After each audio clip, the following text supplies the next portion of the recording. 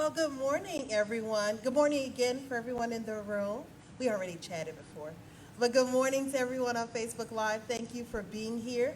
Thank you for being a part of this service. We have come to our inner healing time, hence the cheat sheet. I invite you now to relax in this moment.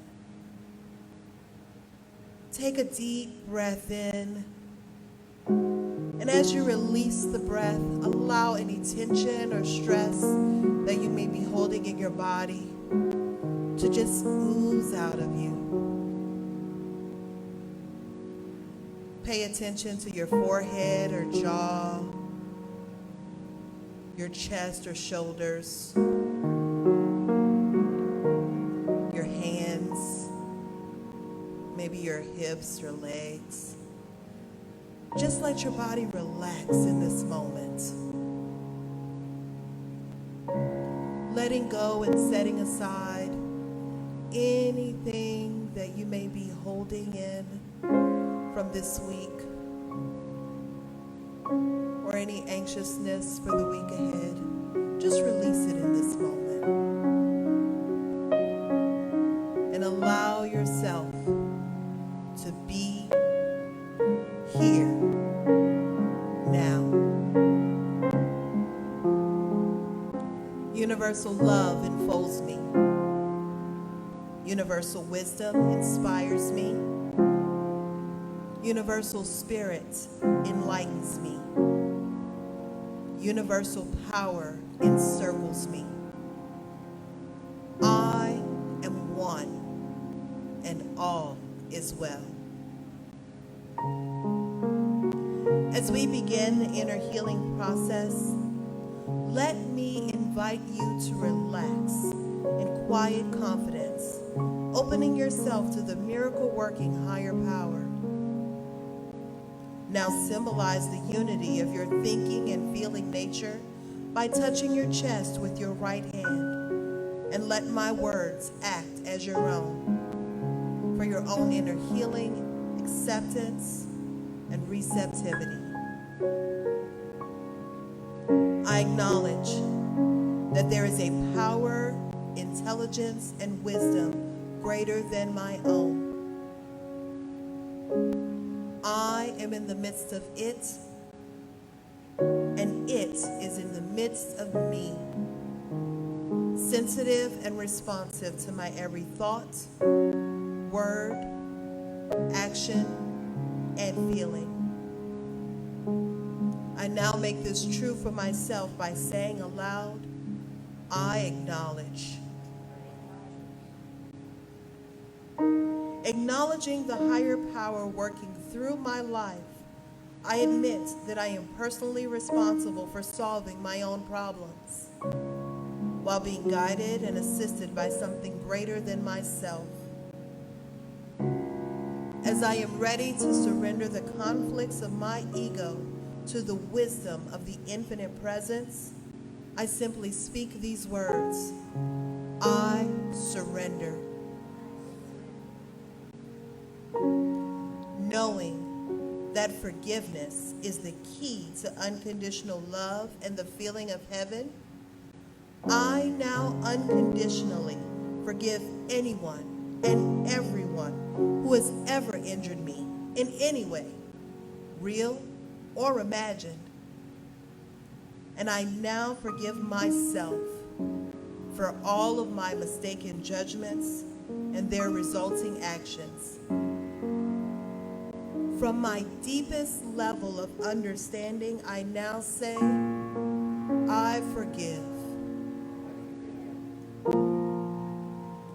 Realizing that I continually experience the effects of my own thinking, I now choose to allow this higher power to recreate me deeply, filling my mind with thoughts that are only positive, constructive, loving, and beautiful. I call upon this divine inflow by stating aloud, I choose. I now center upon that one special idea that I'm willing to accept as real for me in this coming week. In visualizing that idea as already acted upon and brought to pass.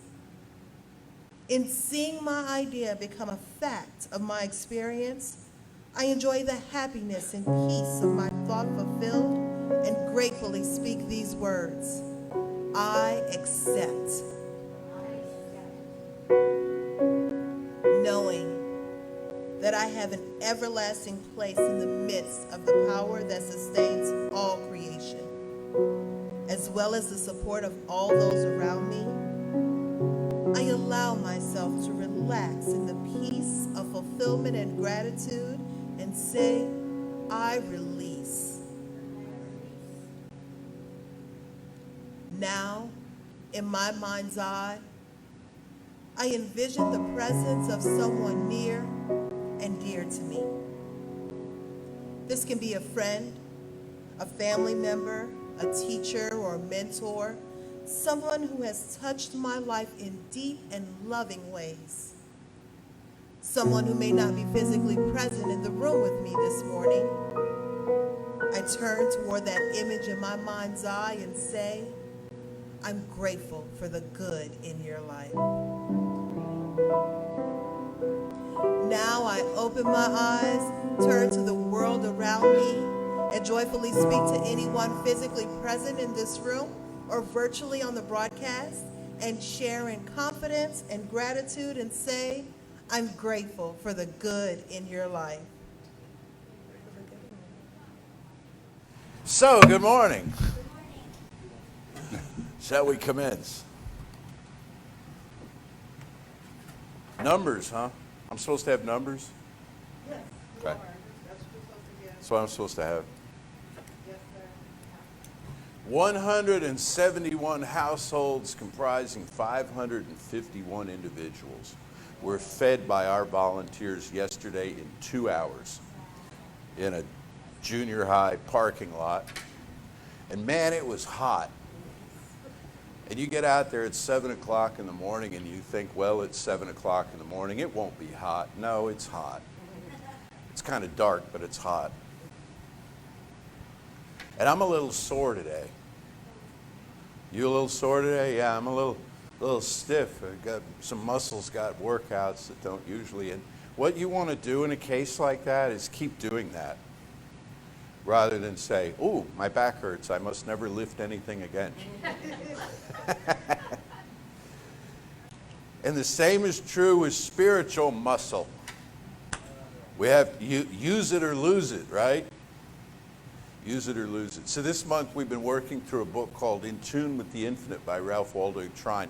And as you heard Danielle mention, Sarah's book study starting on Friday nights of high mysticism. We're going to work through high mysticism. It's going to take us 2 months at least to get through that book, because it's thick and it's weird. No, it's thick and it's complicated.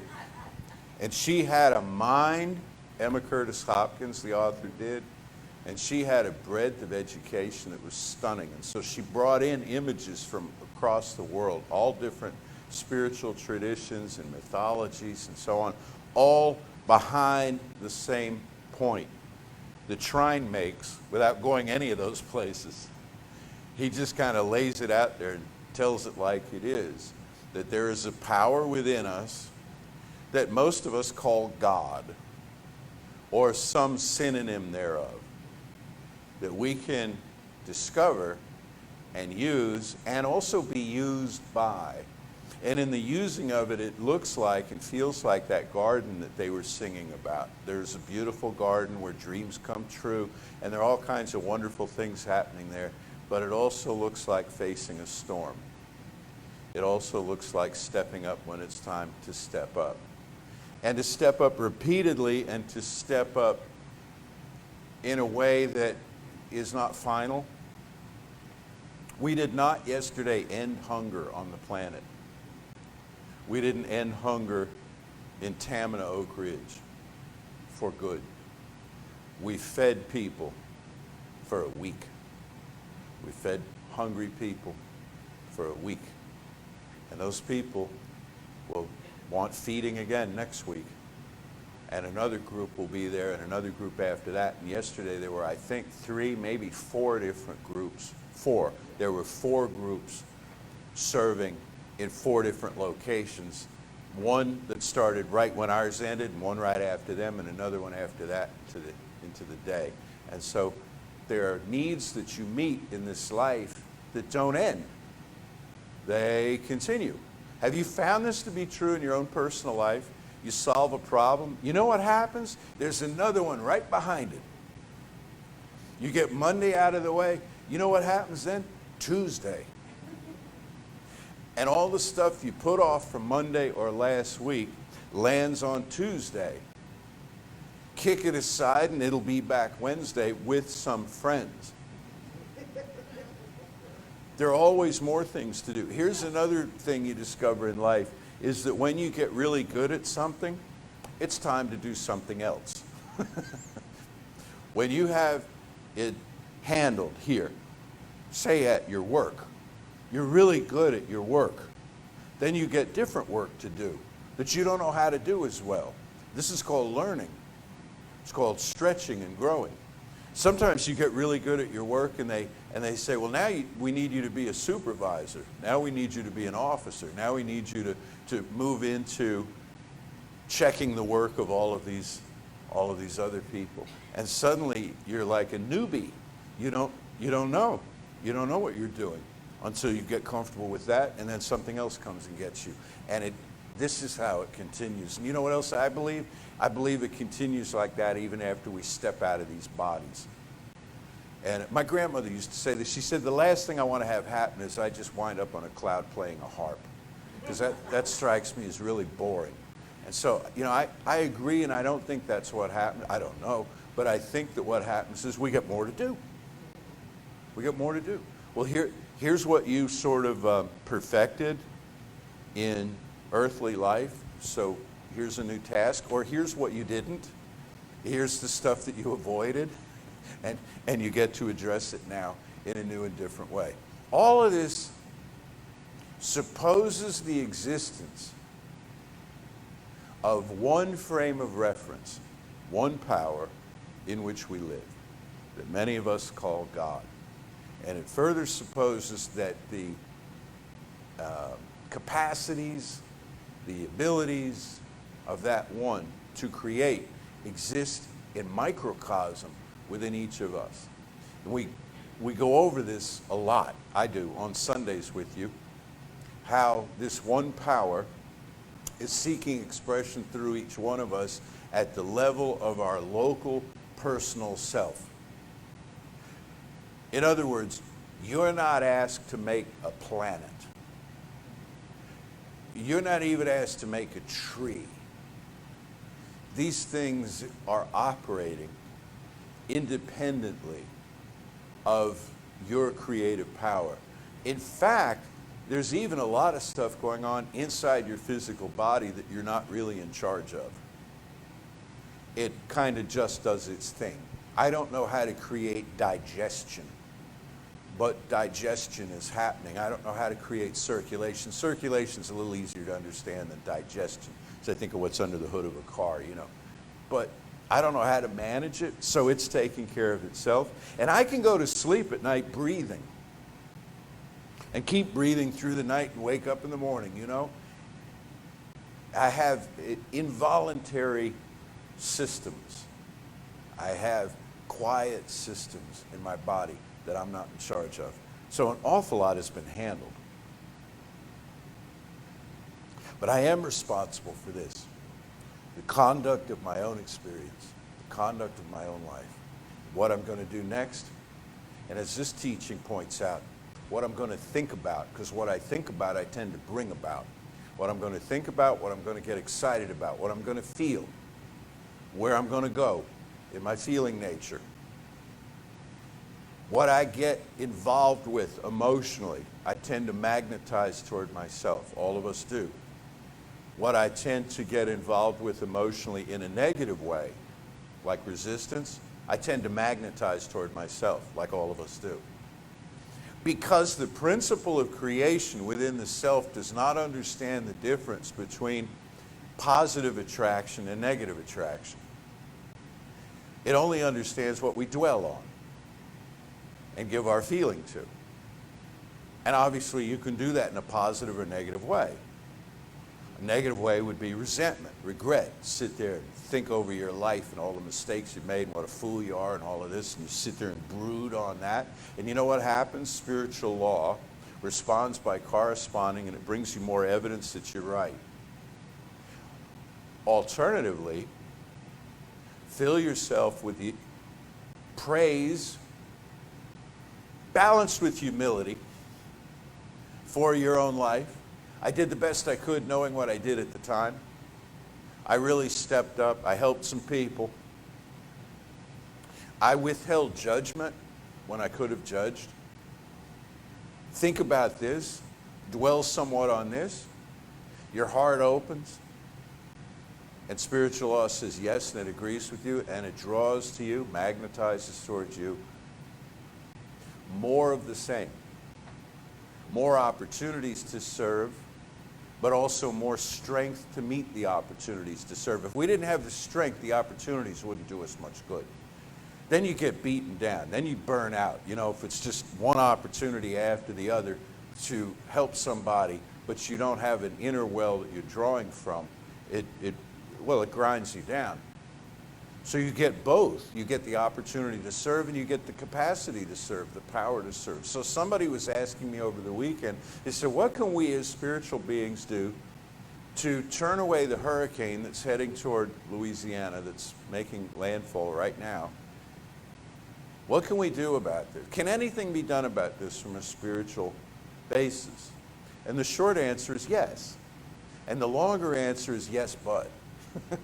The longer answer is, I find it easier to start with things I can control and know that I can control in order to build the spiritual muscle to face down the things that seem to overwhelm me and be beyond my control. So I start with my own process and how I am with the people around me and how I'm dealing with the weather where I am and the place where I stand and all of this to build confidence that it's possible to affect great weather patterns on the planet. And not just hurricanes, but earthquakes, which aren't technically weather patterns, but problematic things, even catastrophic things. But you start where you are. A lot of times we want to start where we want to be. Works better to start where you are. When I first came into this teaching and they were rolling out the idea of affirmative prayer to me in my class, they said, you may have heard this before from me or others, try to demonstrate, try to manifest through consciousness a convenient parking place when you drive. Now, isn't that simple? Isn't that simplistic? Isn't that even sort of silly?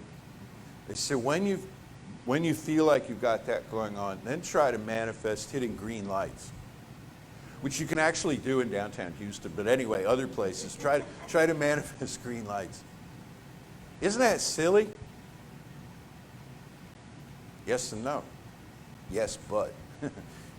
It builds some confidence that I'm doing something that works here. They said, find things you can accept with just a little more push. Things that you can accept and affirm and know that these things are present in your life and in your loved ones' lives right now. And gradually you build in confidence to where you can stand up and say to a hurricane, be thou dispersed. I like that be thou. Doesn't that sound nice? I see it kind of in Old English calligraphy. It sounds sort of biblical. Be thou dispersed. It's got, I don't know, it's got more thrust to it than go away. Be thou, and you have to say it in kind of a Charlton Heston sort of a voice. Be thou dispersed.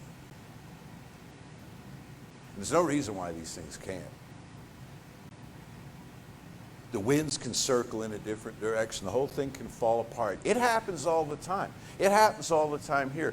especially at this time of year in Houston where they'll tell us it's going to rain today. Have you noticed this? And you pull up the weather map, and here's the little icon thing where you are. And you'll see all of this rain heading toward where you are, and then it just falls away. There's just nothing there. All of this blue, and there's nothing. Like, where did it go? Well, back up into the clouds or something. I don't know. It moved on. I'm knowing it moved on to like South Lake Tahoe. You know, moved on to over the Colorado River. Moved on to where water is really needed. Well, how about we pick the hurricane up and we send it to where it's needed and we wring it out. The winds disperse and we wring the thing out. All of that nice tropical moisture in it. Why not?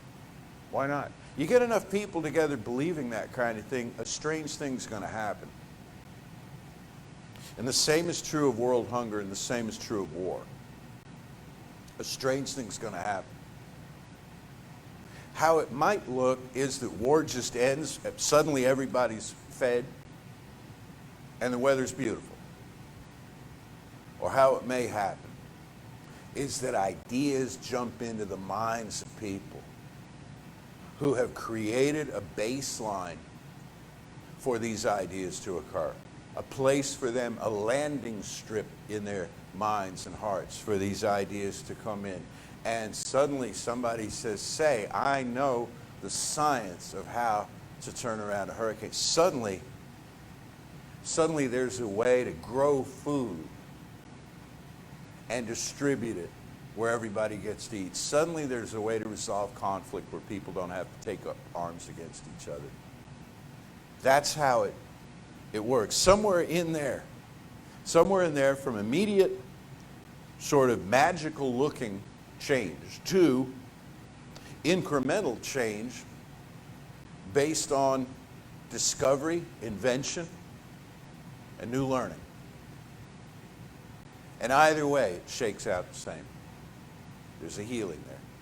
Something is better. Something is different. I shared this image with you before, I think on a Sunday, but also it was, I know in one of the classes going on, someone wrote, I don't know who, but I loved it, that if the multitude had come to hear Jesus speak and they were hungry,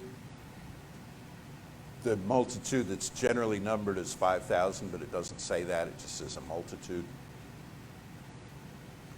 And they got fed, not by loaves and fishes raining out of the sky, but by local food merchants who saw the crowd coming and loaded up loaves and fishes and brought them physically to these people. It would have been no less a God thing. It would have been no less really a miracle. It's no less of a miracle when people step up and help each other than when God just seems like a hand come out of heaven, pluck people out of trouble. If the Cajun Navy comes and pulls you off a roof, you know, it's still a miracle. It's about no distinction between the all at the level of the all and the all at the level of the sum, of the particular, of the individual, of each one of us. When we realize this, everything is collapsed down into the present moment, into the new possibility of what can happen at hand. So let's see what Trine says. I've been telling you what Trine says through what I was just saying, but I was telling you in my voice, so we're going to go find his voice here.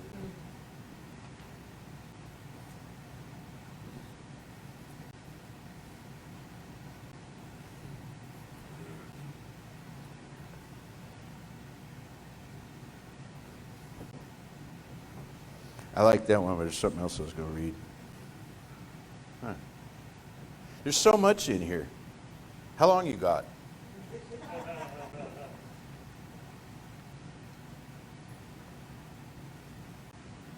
Yeah, let's start with this. If we would spend a fraction of the time that we spend in needless anxiety, indefinite constructive thought, in silent demand, he puts that in quotes, visualizing the conditions that we would have with faith in their fulfillment,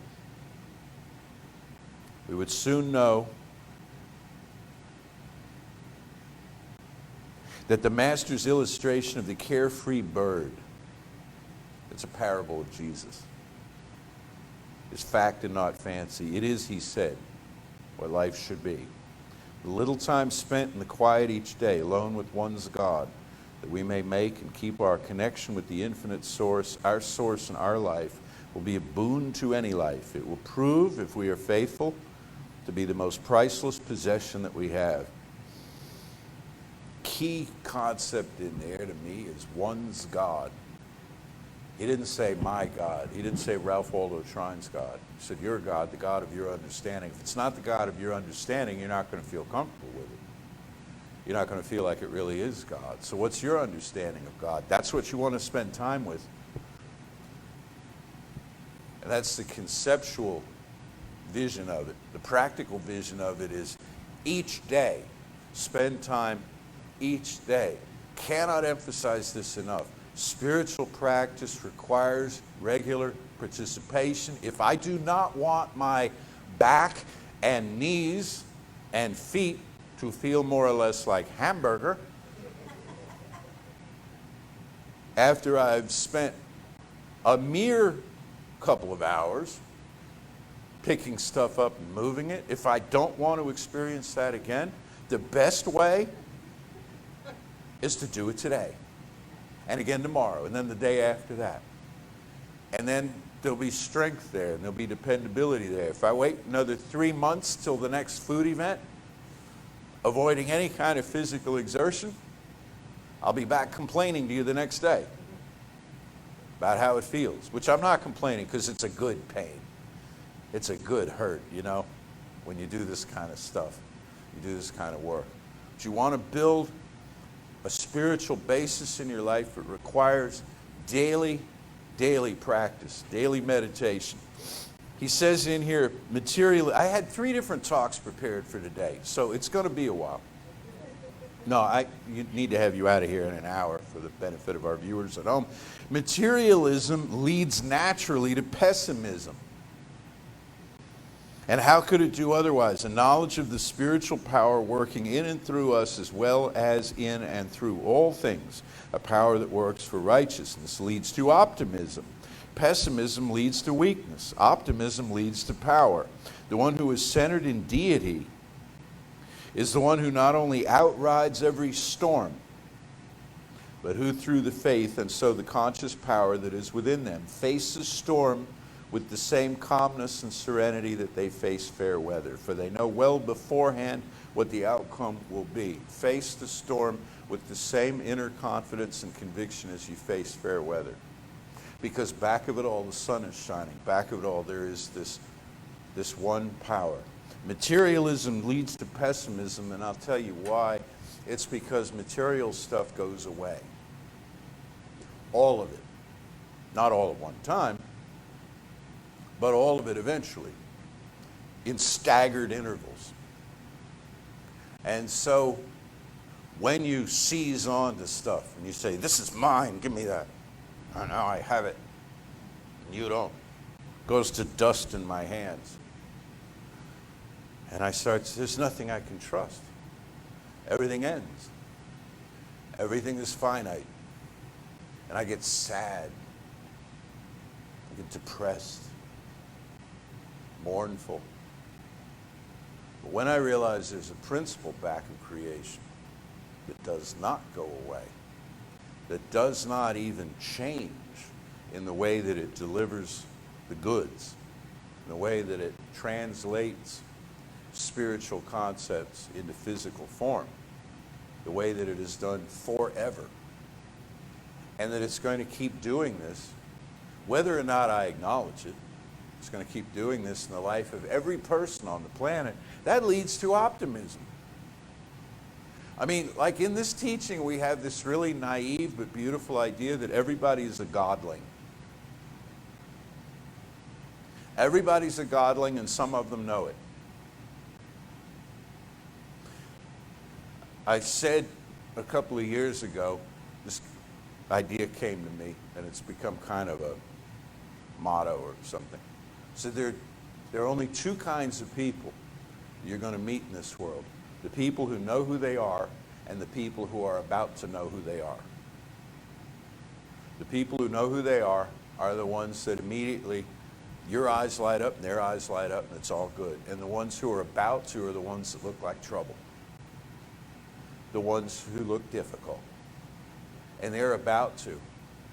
And to rock in here a little Emma Curtis Hopkins in anticipation of next week, she says the reason those people who don't know who they are in your life is so that you may remind them.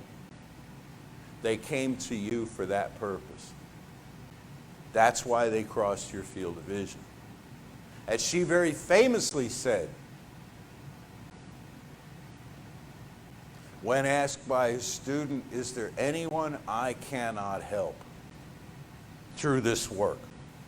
She said, if there is, they will not come to you. Well, then where will they go? Well, they'll go to somebody.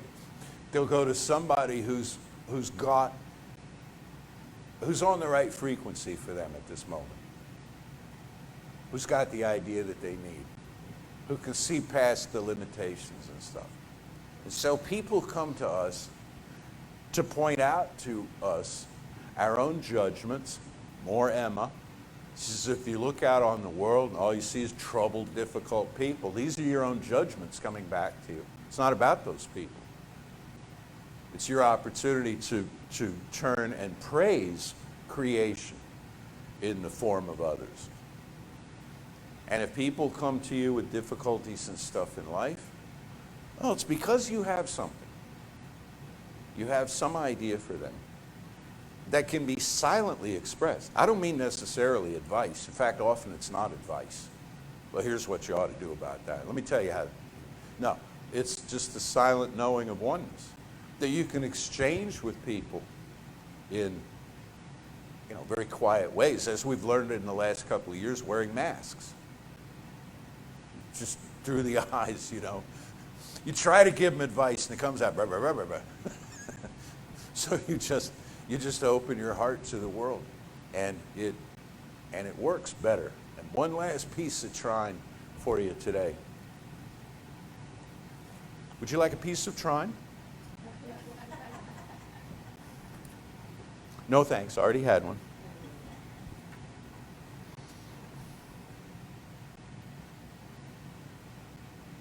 He tells the story in here. He tells the story about a young lady who wanted something in prayer, wanted it for a good purpose, saw no reason why she shouldn't have it. And it wound up that she got not only what she wanted, but more for some work that she did. She understood the work, and then he puts in italics, she did it well. She did it well. This is but one of many instances in connection with the wise and effective use of the higher powers. It also carries a lesson. Don't fold your hands and expect to see things drop into your lap, but set into operation the higher forces and then take hold of the first thing that offers itself. Do what your hands find to do and do it well. If this work is not thoroughly satisfactory to you, then affirm, believe, and expect that it is the agency that will lead you to something better. And that is a key point in whatever it is you're doing. Do the very best you can at it. And I know this sounds like real old-fashioned, corny advice, doesn't it? Well, just do the best you can at the work that you do, and eventually life will reward you. And you say, that sounds bogus. That sounds like a lie. I don't like what I'm doing. I don't get any respect doing it. I'm anxious about it. I'm fearful about it. You're telling me just to do the best I can and something good will come of it. Yes, but not for the reason you may think. Not for the reason that that boss might suddenly change personalities before your very eyes, or even the nature of the work change and become less difficult than it appears to be. No, not for those reasons, for this reason. For the reason that you're introducing into spiritual law a new impression of yourself.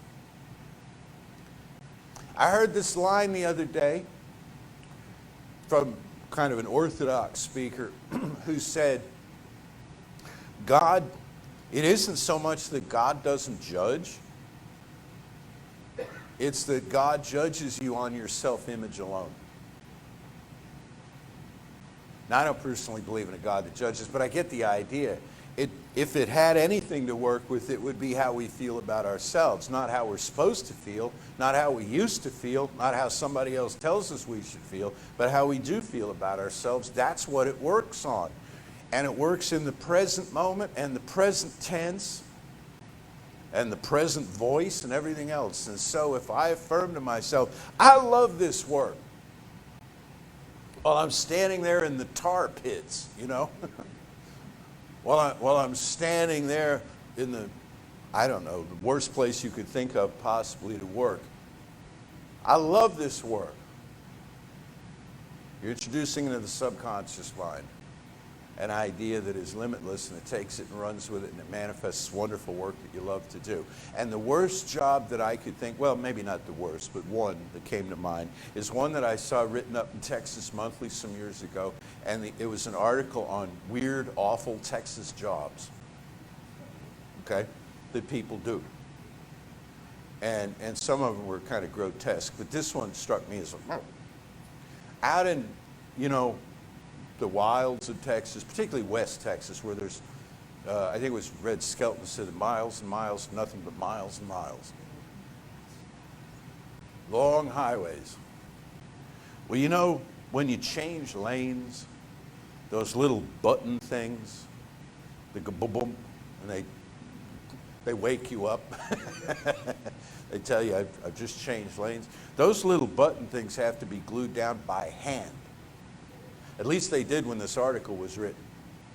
And they had a picture of this guy with this great big truck with an open bed filled with these little buttons with peel-off things, and nothing in front of him but highway, as far as the eye could see, out to the point, under a blistering blue sky. And this guy stops the truck, gets out, puts some of these down, gets back in the truck, and he does this till the truck's empty. And I thought, oh, God, what an awful job, And I said this to some people at the time, what a terrible job. Who would want to marry around? And somebody pointed out, this guy probably loves it. It's quiet. Maybe he's not a people person. Likes being out there by himself, fresh air, exercise. Could be just great. Aren't you glad somebody's doing it?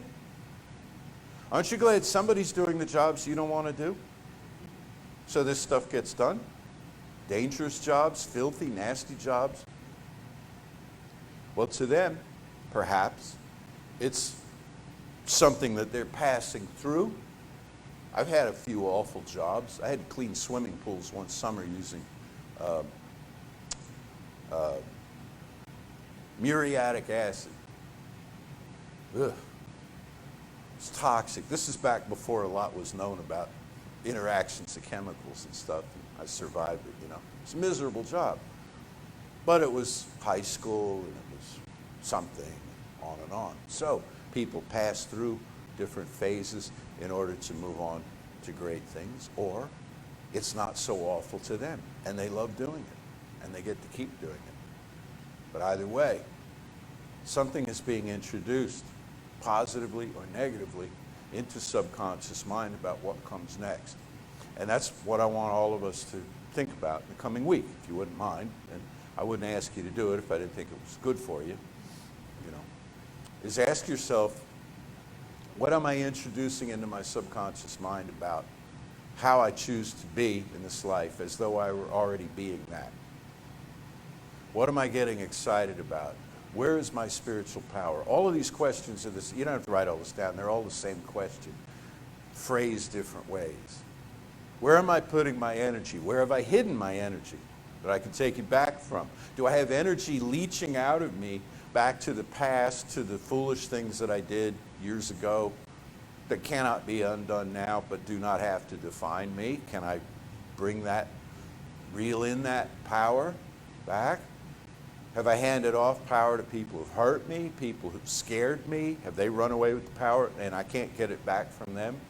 Well, the power is universal, so whatever they have of it is theirs to have. but no part of it has been subtracted from the whole. It's all available to me here right now. The minute I forgive myself, I am forgiven. The minute I trust myself, I am trusted and I am trustworthy. The minute I get it, the minute I know who I am, then I am known. The scripture says to know as we are known. Once I know who I am, then I am known by that deity, the whole power. Once I know who I am, will that be today that I know who I am? Okay? So Lisa's going to do a treatment at the end like she always does, but I'm feeling one now. So let's have just a quick treatment in knowing there is one life, one power, one presence. This thing, for those who may be new, called treatment, spiritual mind treatment, it's just another form of prayer. But notice how it sounds. Notice where it's directed. Notice how it's spoken as if there were no separation between self and source, because there is no separation between self and source. In this moment of knowing where I could know anything at all, I choose to focus on the well-being of the godlings of Acadiana, Orleans Parish, Terrebonne Parish, all the parishes of central and eastern Louisiana, and up into Mississippi and beyond, wherever this experience called Ida appears to be going. And I speak into the heart of the storm, into the eye of the storm, that quiet center place around which all this seeming chaos erupts. And I invite the eye of that storm to expand in calmness, and all the rain bands, all the patterns of discordant energy begin to dismantle themselves and be still, and be still. And as we were taught, to be still and know. To be still and know what? To be still and know the I am. The I am. I am. For this knowing, and how this calmness and strength translates itself, expresses itself in the life and soul of every living being. I am so deeply grateful. I release this word now, calling it done, and so it is. Well, now we come to giving time. Before we do that, and as our ushers make their way to the back and get ready, I want to ask, is anyone here for the first time? Okay, no, I didn't think so. Oh, are you? Okay, we do. We have one person here for the first time. We will have a little gift for you. And I tell you what, if you are here for the first time online, shoot us a little message. You can send us something in Facebook Messenger. You can email info@creativelife.org. Just introduce yourself, say hi, let us know you're there and watching. We would really appreciate that as well. And we'll definitely say hi back. Before we start giving, I want to tell you guys a little story of something that happened yesterday, as a matter of fact, during the food drive. So the line was pretty steady and pretty long all day long. I, along with Mel, we were doing intake, taking people's information before they got food. And the truck came through, a fairly nice truck, which we don't judge anyone. You know, people are in different situations. You may drive a nice car, truck, and still be in need, you know, especially in this day and age. So with that, we never judge anyone. But this woman came by and she said that she did not need anything from us. She was not in the line to get food, but she was so moved by what we were doing, she wanted to give a donation. And she ended up giving me a $100 bill just because she was so moved by what we were doing and the work that we were performing. And so that to me was absolutely amazing. I was so grateful to her, but I want to pass that on to you guys as well. Because if you're moved by this message, if you're moved by this teaching, if you're moved by this service, I mean, not everybody in the room can give $100. That's known. But you might be able to give 50. You might be able to give 5. You know, you might be able to give your time in volunteering. You might be able to give by paying it forward to someone else and helping someone in need. There are all kinds of ways that you can give. There are all kinds of ways that you can reach out beyond yourself. So I implore you to just think about that and think about what you can and cannot give. And so with that, and this is giving time, I invite you now to say with me, divine love through me blesses and multiplies all the good I am and have, all the good I give and receive. I am prosperous now, and so it is. All right. I want to remind Jesse wherever he got off to. Oh, there he is. You don't have to worry about the people online. They have this thing called a pause button. Those of us in the room. Okay. I just wanted to poke at him a little bit. Mostly because I'm about to do a very serious treatment. Because we are here just north of Houston. We know about hurricanes. I have been watching my Facebook memories pop up. And, you know, Harvey wasn't that long ago, so we know. And so that is what I'm going to ask you for right now. We've been through this. We've been through it more than once. As I tell my father whenever he calls me and says, well, are you going to evacuate for this one? This is my first hurricane, Dad. We know what it is that we want. We know what it is that we need. So you know. I'm going to ask you to know that for the people of Louisiana, for the people of Mississippi, because most of us know someone. We have family, we have friends that chose to stay. We also have a lot of people that evacuated, and so we want to know, safe, that they had a safe evacuation, that they got where they're going, and all of that. I'm not going to ask you to know for specific things because you know. I'm just going to ask you to join me in knowing that. In knowing that there is one power, one presence, one life, one love. And that love flows through each and every one of us. That we are literally the hands, the feet, the listening heart, the loving heart, the listening ears of that one. And that as they move through this experience that we have had ourselves, that they are held in the peace of that one. They are held in the safety of that love, that they are held in that comfort, that they know that we are holding them, that the one is holding them, that they are not walking alone, that they are walking with us as we walk through them, with them. And we know that it can fall apart and be put back together again. And that the resources around that are already mobilized because we know how to do this.